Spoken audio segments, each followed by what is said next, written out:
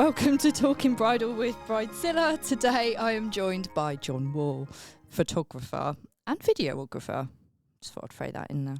And now we can carry on talking. I have to do that little introduction and then we can go from there. But okay. I've got to say, I was a little bit anxious when I woke up this morning. I thought, oh God, this is going to go either one way or the other. Potentially make or break my podcasting career. But I'm so glad you're here. Because what on earth made you think that? Well, you know, I know you've been practicing actually. You're not swearing. You messaged me the other week and said you've been practicing. How's that been going for you? Not very fucking well. No. Okay. So I feel like today we're just going to have to say that potentially this podcast has a warning, potential foul language, adult humour, but no sexual scenes or violence. Not planned. No. So it's all good. We're all good to go. Oh my goodness. It's so good to have you on. I've been wanting to have you on. You're actually the first man I've had on my podcast. Oh, really? Mm-hmm. Wow. Look at us pushing the boundaries in 2024. Exactly. Wow, breaking down stereotypes. Exactly. It's all been women. Industry, yeah. It's all been women. But I do find, actually, to be fair, a lot of photographers that I work with are men. So it only seemed fair that you came on. And I've got to say, we only met earlier this year, didn't we? We did. For the first August, time. yeah. August at Amy's wedding. Yep. At Sanford Springs. Mm-hmm. And I remember contacting her, and sort of saying, "Oh, you know, who's your photographer for the day?" And she was like, "Jon Warr," and I'm like, "Who? Never heard of him." I was like, "Oh, whatever." So I remember having a little look on your Instagram. I'm like, "Oh yeah, his stuff looks pretty cool. You know, average, whatever." Very. But I've got to say, no, it's not. It's not. We will be putting your links at the bottom of the podcast. Thank you. People can, look at your work, obviously. Right, that's my free advertising. I'm done. Yeah, exactly. Should we go now? Yes. But no, I've got to say, it was one of those mornings, and this is why I'm kind of really excited that you came on today, because it was one of those situations where you kind of walked into the room and we had, straight away, I was like, this guy... Like, you literally made my morning, because some photographers, part of the service. from a bridal hairstylist, our point of view, we have to work with photographers for a lot of the time during the wedding morning. And some of them can be pain in the backside, if I'm honest. And it's always nice when you get on with the photographers and they kind of work with you and they're not getting in your way, or they're not getting you to use ample amounts of hairspray just to get that one shot, when you're spraying. Can you do that again? It is an important shot, isn't it? The hairspray shot. Apparently so. Mm-hmm. Yeah. I mean, I've wasted a lot of hairspray doing those shots for photographers. It's not a waste, though, is it? Well, no. But I mean, how many of those shots can I use on my Instagram? Because they're like, oh, it's a hairspray shot. One, again. but it's worth it. Yeah. Okay. But no, you came in and straight away, I mean, we literally laughed all morning. Well, I did. And I loved how I could see, because I knew Amy anyway, I'd known her for years, and I could see straight away why she'd chosen you, because you kind of fit in with her personalities. Do you find that that's kind of how you attract your brides? Yeah, I think so. Like, I'm a pretty open book. When it comes to who I am and my personality and stuff. Yeah. And I make sure there's plenty of touch points with people so they kind of get to know who they're dealing with, because I'm not for everyone, right? But I was going to say, I'm completely with you on that, because I feel, myself as well, I'm a Marmite kind of girl. You either love me or you hate me. There's no in between. And I feel like when you're working that closely with people, because you do have that contact, like we both do with our clients, probably for a good year before we get to their date. Yeah, so it's important. Way more than that as well. Yeah, exactly. Yeah, sometimes, a couple of years. I think actually with Amy, because they booked and then they rescheduled. It was the lockdown one, wasn't it? It was like 2 years, Yeah. She was actually so we did her wedding this year. That was my last lockdown wedding. Yeah, same. Playing catch up on. But yeah, so you do have that contact, and I think it's really important to be able to, get on and vibe with those people. Now, you haven't always been a photographer or wedding photographer. In fact, you're not officially. I'll say officially. No. He's not really a photographer, people. He's not. I don't know why. He's got a grown-up job. He's got a grown-up job. Tell us about basically how you got into it, what you do now, for your day job and how you fell into being a wedding photographer. I'm a transactional procurement manager for my local council. Sorry, yes, yes. Hopefully amazing. None of my council colleagues are watching it. But they know. And yeah, I got into photography generally. I was just an enthusiast, right? And then a few years ago, I got diagnosed with bowel cancer, and I just changed jobs. And having just changed jobs, I didn't have any sick pay. So Right. very little sick pay. So a lot of time off for appointments, chemotherapy, like that kind of thing. And then I was like, I've got to make some money, so I'm going to try converting my garage into a studio. And then I'm going to do family portrait shoots and things like that. So I did that, and it was nice. I enjoyed it. It was fun. And I had no plan or desire to go into weddings at all.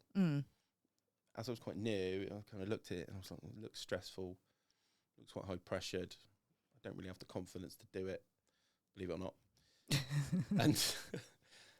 and just didn't, wasn't really a thought process for me until a friend of mine who used to work with, her daughter was getting married. She said to me, shoot part of my daughter's wedding. I said, yeah, fine. So I got paid 150 quid in cash. Wow. Don't tell HMRC. And went along and shot the kind of after ceremony bit of this wedding and the party. But it was awesome, and I had so much fun. And just remember thinking, like, if I can make money doing this, then I want to explore how I can do more of that. And started to do that, book more and more weddings. Then we had lockdown, and in lockdown started to establish it as more of a business and take it a bit more seriously. And look at kind of honing my craft and my marketing, and that's kind of an ongoing journey, isn't it? And never really there with it, but oh god, I think you are. Yeah, to kind of where we are now. So shooting a lot of weddings this year alongside my full-time job. Obviously, the ambition's to not have the full-time job anymore. Don't tell them. They won't be listening, will they? Won't tell the council. No. So when are you planning on leaving that full-time job? Don't know. Hard to say at the moment. How many weddings have you done this year? It will be 31. Wow. By the end of the year, by the end of December. I got one at the end of December. That's a lot of weddings. I got one on Friday as well. It's quite a lot, yeah. Yeah. It's been a challenge. It's definitely pushed me this year. Yeah. And made me find my limits. Yeah. I wouldn't have wanted to take on any more. But I've had some really good weddings as well, and I've had a great time doing it. So it's it's a double-edged sword, isn't it?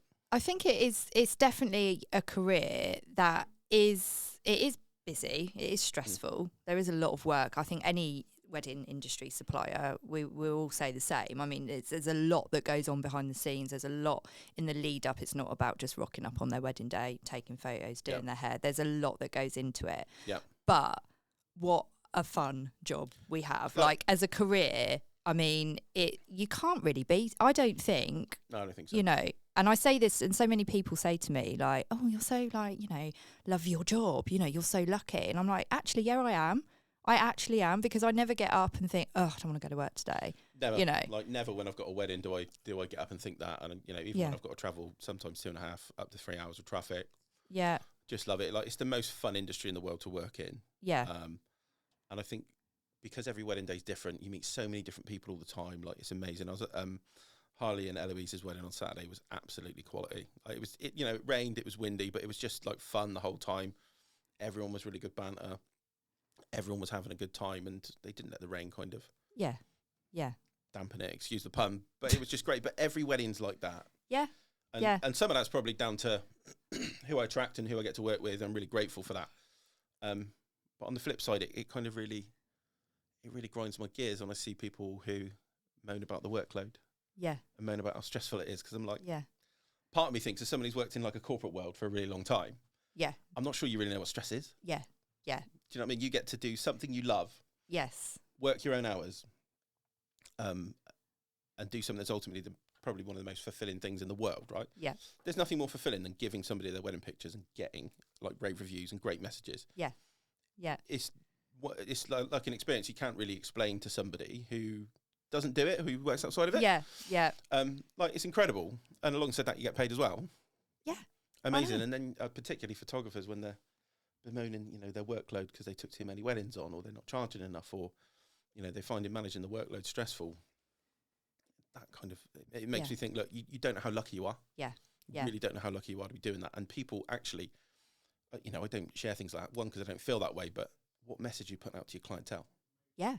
You can't, And some people do actually post that quite publicly, which again, you know, we can all say that behind closed doors, but you're not going to say that, you know, totally. in front, because like you say, your clientele are looking at that thinking, well, I'm not going to go with them, you know. But what if your clientele then want to message you and ask where the photos are? Yeah. Are they going to feel like they're going to tip you over the edge? Yeah, exactly. Yeah. So I think it's, for me, like, it's the wrong messaging. And I look at it as someone who's still working a full-time job and working this on the side and trying to break into the other and just go, look, shut up, mate. Yeah. Like, you haven't got a clue how lucky I think your marketing, like how you're doing everything now, is incredible. Like, you do a lot of, like, your social media, which obviously we'll pop the link below.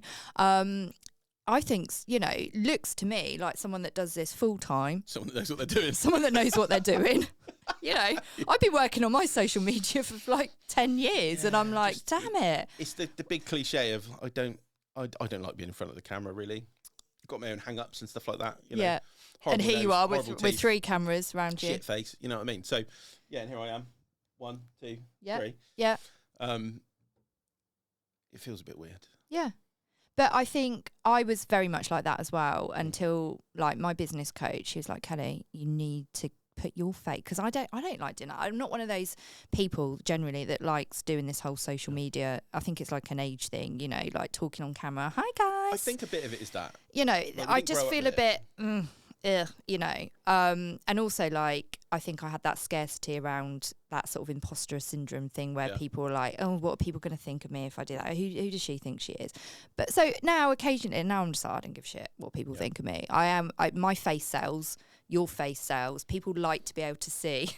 You're like, how does this sell? That face sells. Wow. But your personality, everything, people just need to see that. It's all very well looking at these amazing photos and images that you produce and stuff. But if they can't get to know you, like you, trust you, then, you know, you're gonna, you know. And I feel like you do put out, like, you did put a funny post out the other day, because I think it was something you were talking about your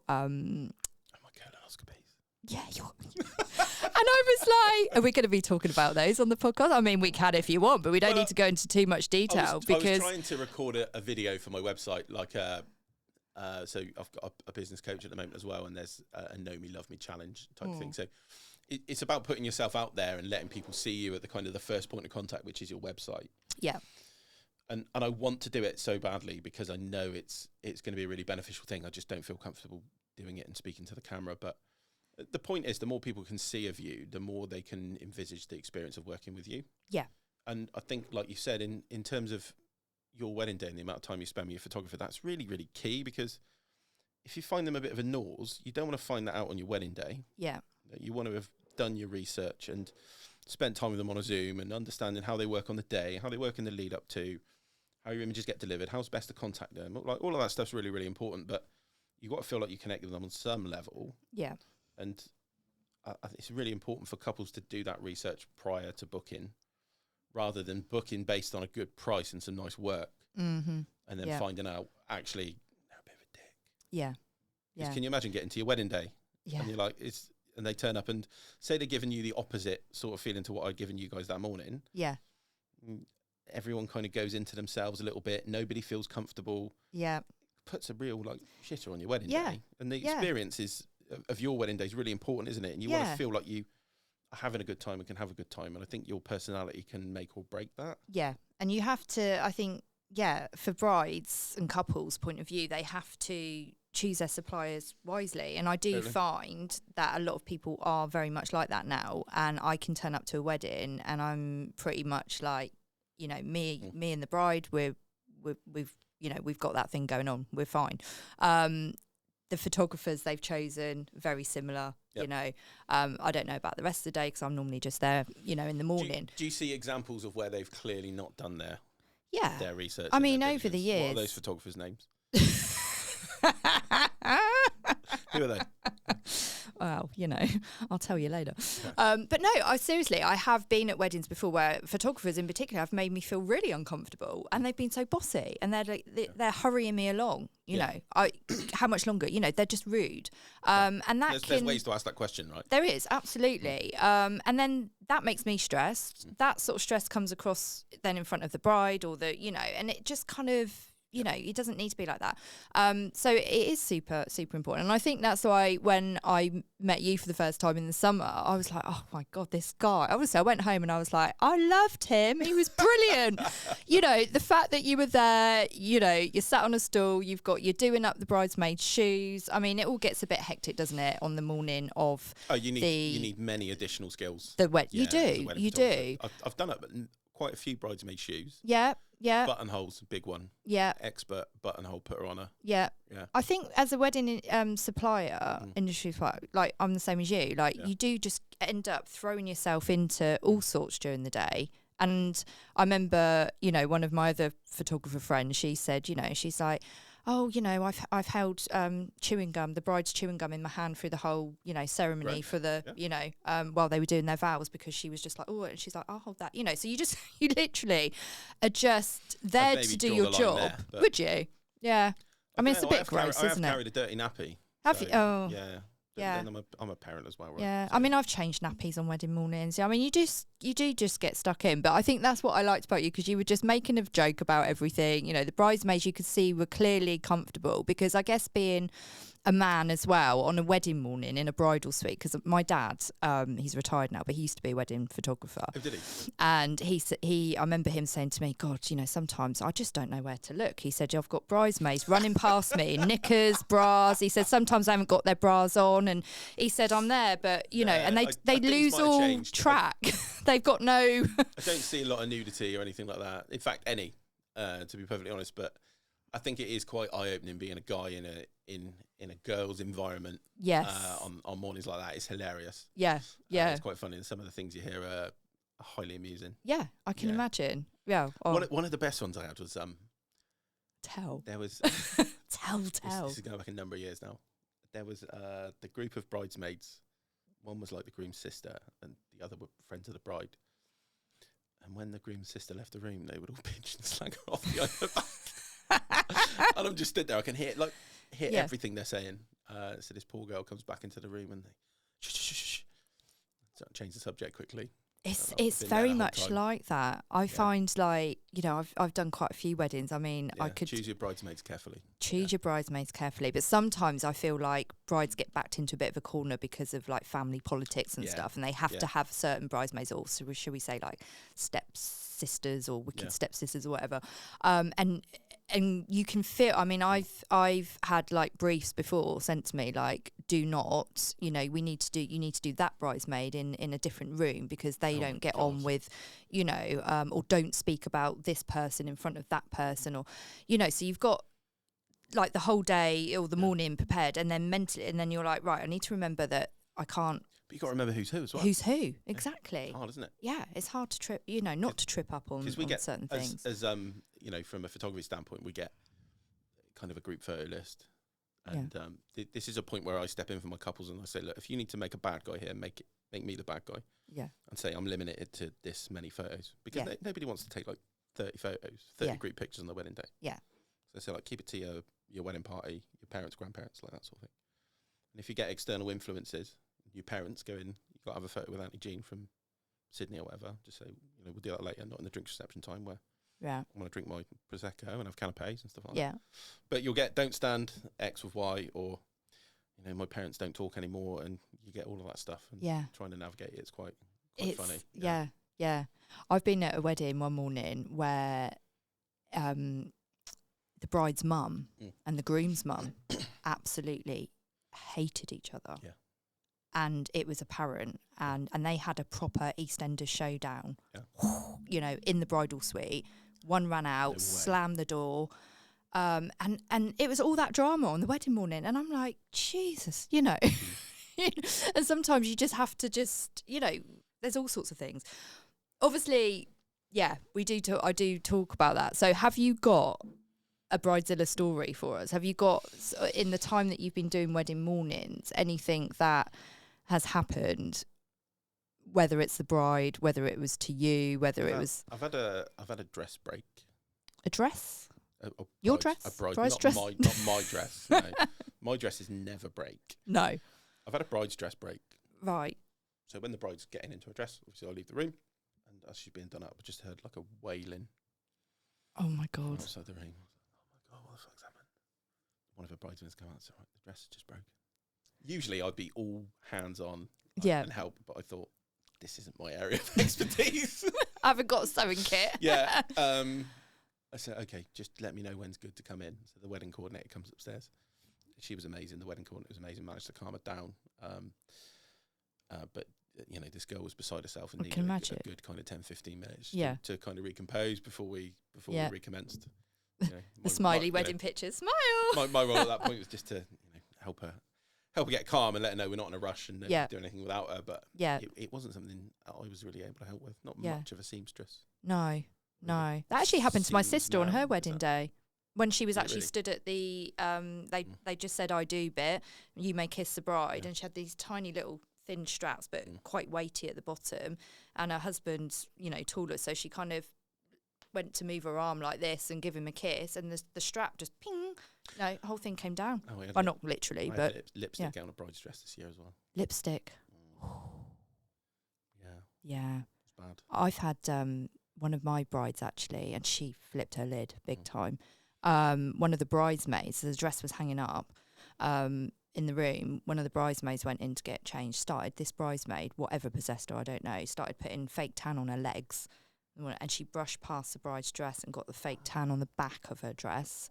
So the bride went and put her dress on, obviously didn't see the fake tan. She walked past me, and I just got a glimpse. Me being me, just went, oh, what's that? Hang on a minute, something on the back of your dress, thinking it was just something that. And she was like, what is it? And I was like, oh, Jesus Christ. And I just remember saying to the photographer, just Photoshop it out. Because there's you can't, there's nothing you can do. It happened, the bride looked at me in a panic, and I just went, we'll Photoshop it out. Yeah. And they managed to get rid of the worst of it. Yeah. Just using some wet wipes. I think micellar water they used as well. But and it wasn't really visible unless you knew it was there. Yeah. But where, she's walking around and the dress creases and creates shadow, you never really noticed it throughout the day. Yeah. And actually, there wasn't a lot of work for me to do to Photoshop it out. But it was it's just genuine moment of panic. It is those moments of panic. There was about 5 people in the room that all just looked at each other, looking for an answer. Yeah. What do we do? Maybe there's a gap in the market, isn't there? Maybe someone should come up with this magic solution that literally removes all stains. Black dresses. Black dresses. Have you ever had anyone wear? I haven't had a black dress. No. Actually. I spoke to a couple recently who it was 2 girls, and one of them, they were wearing a white and a black dress, but they didn't book me. Oh, why? It was a shame. I don't know. God. Don't know. That would have been good as well. Yeah, it would have been good. Yeah, they were really cool. That would have been good. I was really looking forward to it. I always think about these things like that would be good for the gram, having a black and a white dress. Yeah. I mean, I had a really good call with them. Okay. So I was quite surprised that they didn't book in the end. What were their names? I actually can't remember. I speak to so many. There's been so many people. So that was disappointing. But that's part of the. But maybe they're just again. You win some, you lose some. Yeah, exactly. Sometimes you do calls and you think, oh, that's gone really well, and I feel like we got on, but then they just ghost you, don't they? Sometimes you also do calls where you're like, that didn't go as well as I thought or as well as I'd hoped, and you doubt whether you'll kind of click with them and connect with them, and then you actually do. Yeah. I guess what you bear in mind is people are doing a lot, aren't they? Yeah. Like life's busy, and then you plan a wedding on top of that. So they're not always in best selves. Their best selves when they're jumping on a Zoom call after work or whatever. So and I think sometimes you have to sort of remember, because we do this this is our livelihood, this is what we do. People don't plan a wedding every day. And I think, they can get overwhelmed, or they might be newly engaged and they're so excited. It's just like, oh, yeah, I want to start planning. And they're contacting all these different suppliers, and then they forget who they've contacted, or then everyone starts getting back to them. So then they ghost you and your heart breaks. Yeah, I know. And then you just have to gently kind of follow up and just touch base with people. But my rule of thumb is 3 strikes, you're out. I'll do. Is it really gentle? Yeah. I just email and say, you're fucking booking or not. Do you want me or not?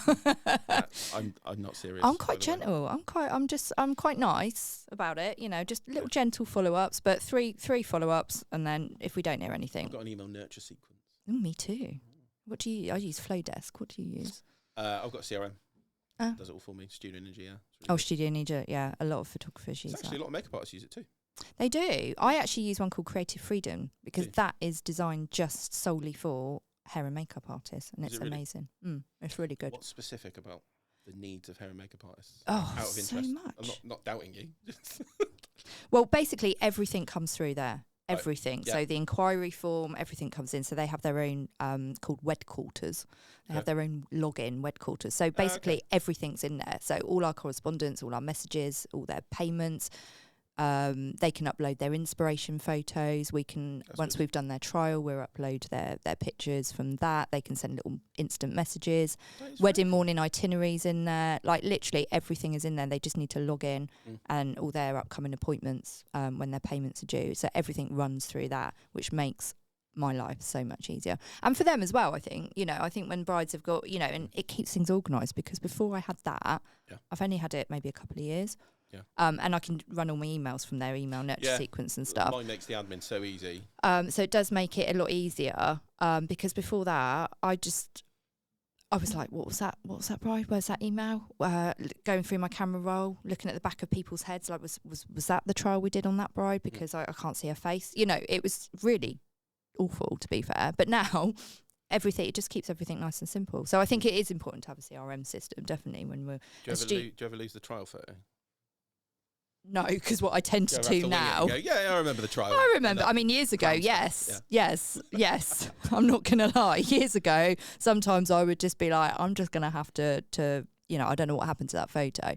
And then it got to a stage, I was like, right, I'm going to start organising my photos into albums on my phone. So at least then they've got a name and an album. But now I've got a CRM system. So everything, as soon as I've done the trial, upload the photo straight away into that. What are the big looks for 2025? 2025, I just posted.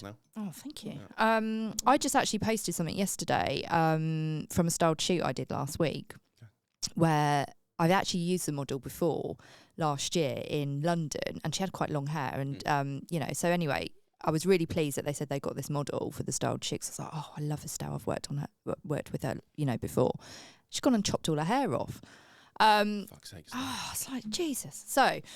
But anyway, it was a good thing. It was a good thing because I actually did a short version of a old Hollywood glamour wave, and it looked, I've got to say, check it out, people. It looked incredible. I know what a Hollywood glamour wave is. A Hollywood glamour wave, kind of. Oh yeah. That kind of thing. Yeah. But it's normally done on long hair, and extensions and stuff. But actually, on short hair, it looks incredible. And more people, women, are having their hair cut shorter. More bobs are in fashion, and having shorter hair in a wave. Short hair down. Easier to style. Short hair's do you know what? Yes and no. Right. Yeah. Sometimes it's difficult to style it to look really good if it's, quite short. But obviously, I've been doing it years. I know what I'm doing. I can make it look good. Do you ever get any briefs where you're like, oh my God, no way? I do. I used to. I feel like in the last couple of years, since having my business coach, who I'm just going to name drop, Kellie is incredible. She really encouraged me to niche down, because she was like, what are you doing? Is she a hairdresser? Because that's a hell of a name if she is. She's a makeup artist. She used to be. She's I know. Kellie. I know. I know. I don't actually know. That might not even be her real surname. But anyway, it's great branding. But she was like, what are you doing? I mean, I've been hairdressing or bridal hairstyling for like 15, 20 years now. And I was... old enough. I know. It's a Botox. You're just a good makeup artist. I don't actually do makeup, but I have a few tweaks. Few tweaks just here run and an there. empire that does it all. Yeah, exactly. Yeah. Everyone's all hands on deck. But no, she just said, look, you really need to niche down. And I find that with photographers. Everybody now has their certain style, unique, which then appeals to your target audience and the people that you want to attract. So my strengths were in waving hair. It always has been, big waves, glamour waves, soft wave, whatever. One trick pony. Literally, if you want one style, come to me. But my kind of niche is sleek, polished, really, I'm not your boho. If you're getting married in the woods and you want all these braids and plaits, I'm not your girl, know. So I really kind of took all of that stuff off my feed. I don't like doing that, never did. Why am I going to do it? So I've really kind of niched down into that. So that's what I tend to do a lot of. I think you continue to find that niche as well. I feel like my niche within my niche is becoming narrower and narrower, particularly this year. Yeah. Because I think previously, you know, in years past, it's all been very natural, very candid, documentary type stuff, and that's attracted some really great couples and great people. But what I've found quite interesting this year is there's a trend of more bougie, contemporary, more stylized portraiture and stuff like that, which has been really, really fun. Yeah. And I've done some really cool bits with, you know, Pippa Volands. Yes. Yeah. Yes. So did some really cool shots with her this year, and a lot of work with her this year when she's worked with me. And a lot of couples have liked it as well. Yeah. When they've seen it. So even though it's kind of become a caricature of itself, because people don't want it, but they want to have fun doing it. So it's kind of, they do it in a kind of tongue-in-cheek way. Yeah. Where they get really cool images and really enjoy it. Does that make sense? So, no, 100%. So like if I'd said to you, and you were a prospective bride, I'm a really kind of Vogue photographer and I shoot this way, that wouldn't attract you. Yeah. But actually, whatever the hell I do in my marketing does seem to attract people, and they go, but actually, I really like that. I'd really like something like that. I like that sort of editorial really kind of, you know, and documented kind of. And particularly in winter weddings, when you're so reliant on being able to use a flash. Yeah. Like that hard flash, that Vogue looks really, really in. Yeah. Like being able to lean into that and still like deliver for people regardless of the weather and things like that is. Yeah. And I love that sort of look. People love it. Yeah. Really, I think it's really, really becoming popular. And I love all those kind of shots that I can, you know, because that kind of reflects a lot in my brand and what I like to, you know, put out there, what I want to attract. And I find photographers that do use that more kind of editorial kind of, you know, not your standard images and really crisp, fresh one, you know, and I love a black and white. Yeah. I just find that, you know, it works really well. It works really well. Yeah. So my work's kind of heading in as a clash of those, not a clash, but a synergy. Yeah, synergy. That's a good word. Of those two. How do you spell that? Kind of approaches. I'd say like an 80-20 sort of balance, but you get that element of, you know, leaning on my. I hate saying stuff like this. Leaning on my creativity and my experience and creativity like that. So and it's not just Yeah, no, you do though. There and hold hands, even though everyone loves walking up and holding hands, and that's a good way to get people relaxed and into their couple shoot and stuff like that. But that's how you kind of build rapport and trust and go into the more. Yeah, I'm going to direct you a little bit now. We're going to do this. You're going to move here. You're going to slap his ass or whatever. Is that what you do in your couple shoots, your engagement shoots beforehand? Yeah, you know, stand over there, get your out. Yeah. Please bleep that out, Phil. His name's not Phil. It's not Phil, it's Pete. Sorry, I thought your name was Megan for the first 2 hours. Oh my God, you did, didn't you? You called me Megan all morning. Yeah, on the way here, I was driving and going, Kellie. No. Why was I called Megan? I think you just said, I think you just look like a Megan. I don't know, I think you just got... You did look like a Megan, and you still do look like a Megan, even though I know your name's Kellie. But you go into, you know, a wedding preparation area, and there's usually a handful of bridesmaids. Yeah. You've obviously remembered the bride's name because you've spoken to them many a time. You've taken names, you know, on your kind of pre-wedding documents and stuff. But remembering them is really difficult. It really helps just as a like an FYI to brides. If you have the gowns with the names on, it helps so much. Yes. But I literally had it on Saturday where I was having I was in the room like talking to all of the bridesmaids. I went to speak to one of them, and the other one was looking over me. I looked down at the back of a gown and said, you know, what do you think, Chloe? And she went, did you just look down at her name? Yeah. Of course I did. So help me out here. Yeah. I know. It is hard. I always ask on the inquiry form, you know, so that when I put the itinerary for the morning together and I see, you know, bridesmaids' names and stuff, I never remember. I go in and I'm like, oh, hi, yeah. I'm just rubbish. I am absolutely rubbish with names. I reckon if I look back now and I had photos of every wedding party, I'd probably be able to name every single one of them. Do you? Looking back, yeah. Yeah. Because throughout the day, I do make an effort to try and learn their names. Yeah. I guess if you're there all day, particularly when you've got like 3 weddings in a week. Yeah. And you've got to learn like 35 new names that week. Yeah. It would help if they just sort of have a little, you know, a bit like nicknames when you go help on as well, don't they? Yeah. But I mean, if you want to carry on calling me Megan, it's fine. My favourite nickname was there were 2 girls. They were sisters-in-law, and they weren't part of the bridal party, but they had similar like burnt orange dresses. Right. So I called them the Iron Brew twins. And it just worked. The Iron Brew. The Iron Brew. They look like bottles of Iron Brew, yeah. Brilliant. That was a good one. That was, yeah. I love that. Were they like fake tanned up as well? Or no, just the burnt orange dresses. Just the burnt orange. Very nicely dressed and styled. Okay. But that was just what sort of came to me at the time. They seemed to like it. Love it. Yeah. I like how you just sort of like, rock up in the morning and just kind of, that is what I liked about your style when you came in. And that's why I was just like, when you messaged and said, oh, you do podcasts. And I'm like, yeah, do you want to come on? You were like, yeah. Well, you were like, fuck yeah. I was like, yeah, let's get you on. I mean, Jon, I could literally talk to you all day. I know I've just heard a tap at the door. Now, I know. Did you hear the tap? I didn't hear I had a tap like about 15 minutes ago, but it's fine. Sorry, Phil. We could... Phil. Pete. It's Pete. But listen, let's get you back on. Have you enjoyed it? Loved it. Have you enjoyed Loved it? This has been the highlight of my year. Highlight? No. Yeah, definitely. Certainly my day. Your day. Your Monday. I mean, it's not bad for a Monday morning. It's not bad for a Monday morning, is it? We'll get it out there. Yeah. And I obviously will put all your links at the bottom. And I really do encourage people to come and check out, if they don't already, follow you on Instagram and your website, because there's a lot of interesting facts about you on there. And I know you did... oh, there? Yeah. Such as?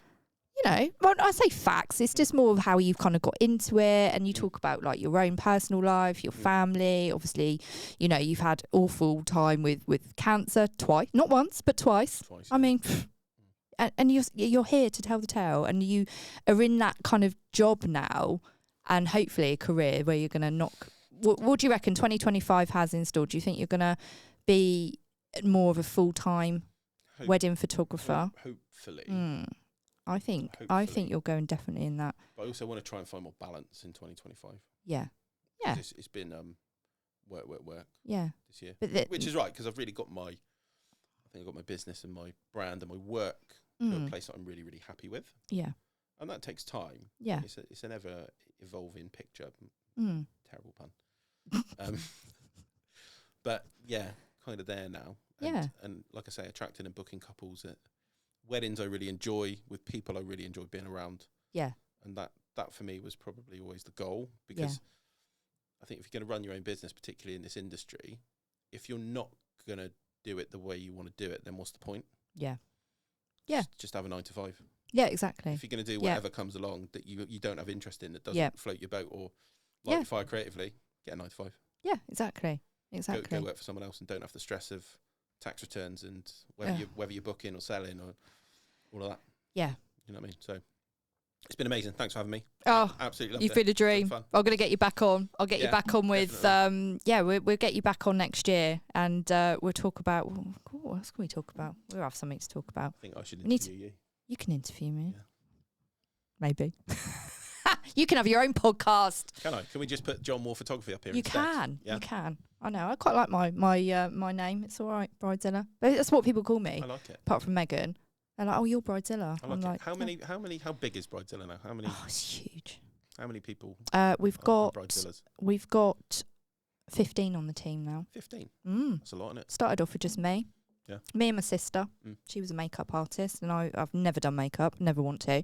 And I just said, I did listen to this on one of your earlier podcasts. Yeah, actually. she was on my podcast. Oh, thanks. You have actually listened to my podcast before you came on. I did some preparation. Wanted to know who I was dealing with. Yeah. See if there were any gotcha moments. You know? Yeah.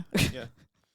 But no, it just started off me and my sister, a little Facebook page, no website, no nothing. Yeah. And it just, we literally called it Bridezilla, the Facebook page, just a bit tongue in cheek, because whenever we'd have like booking, she'd like say, "Oh, this woman's phoned up," and once I would say, "Oh, is she a Bridezilla, or does she sound all right?" It's good brand identity, because it's tongue in cheek, stuck, right? So yeah, it's good. But it's stuck now. I like it. So yeah, we'll talk about that later. Thank you so much, Jon, for joining me. You're very welcome. What I'm shamelessly going to do is we've talked about engaging with your wedding photographer. There's a blog post on my website. Yes. That goes into depth about all the things you want to know and all the things you want to ask. So we'll post that in the links as well for anyone that's listening. Amazing. That might find that useful. Absolutely, because I think you're a very website clicks. Very interesting person, Jon, and I will put all your links, which you will find at the bottom of this podcast, where you can all just go and click on and have a look at Jon's work. Amazing. Thank you so much. You're welcome. It's been great. Thanks. Woohoo! Woohoo! We're done.